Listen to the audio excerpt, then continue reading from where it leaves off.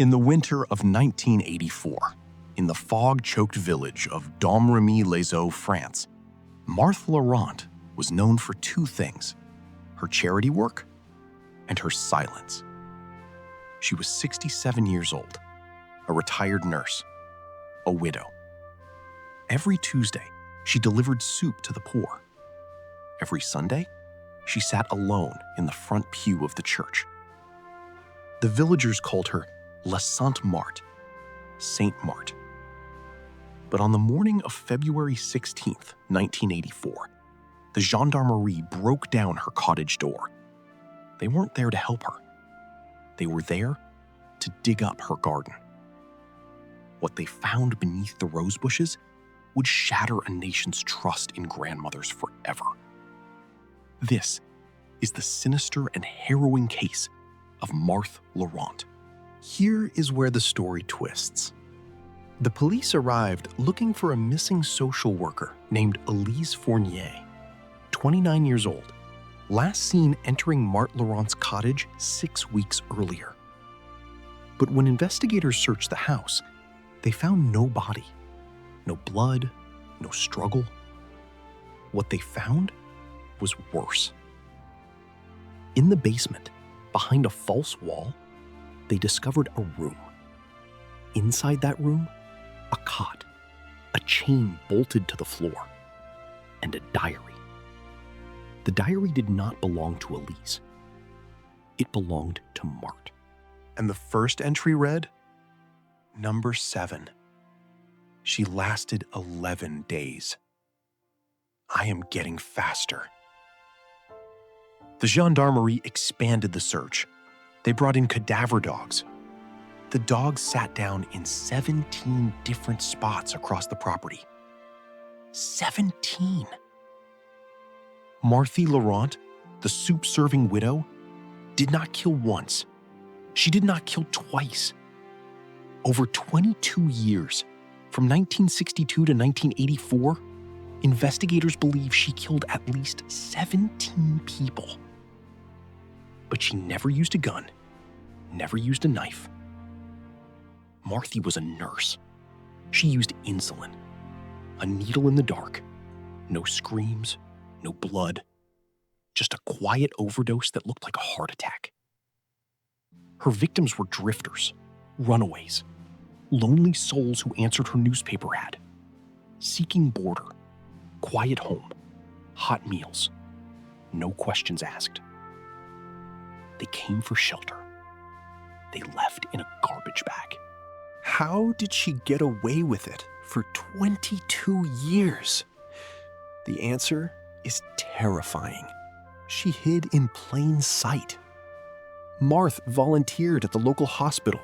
She sat on the church council. She baked cakes for the mayor. Everyone trusted her. When a boarder disappeared, she simply reported they moved on. Such restless young people these days. No one questioned her. Not once. Until Elise Fournier. Elise was different. She had a brother, a detective named Luc Fournier. When Elise vanished, Luc did not file a missing persons report. He opened his own investigation. He visited Marthe's cottage pretending to be a lost traveler. He saw the basement door. He noticed the fresh paint on the walls. He left, called the gendarmerie, and returned with a warrant. That night, Luc dreamed of his sister. In the dream, she whispered, "Check the rose bushes, Luc." He did. The trial of Marthe Laurent was the most watched in French history. But the twist came not from the evidence. It came from Marthe herself. On the third day, she requested to speak. The courtroom fell silent.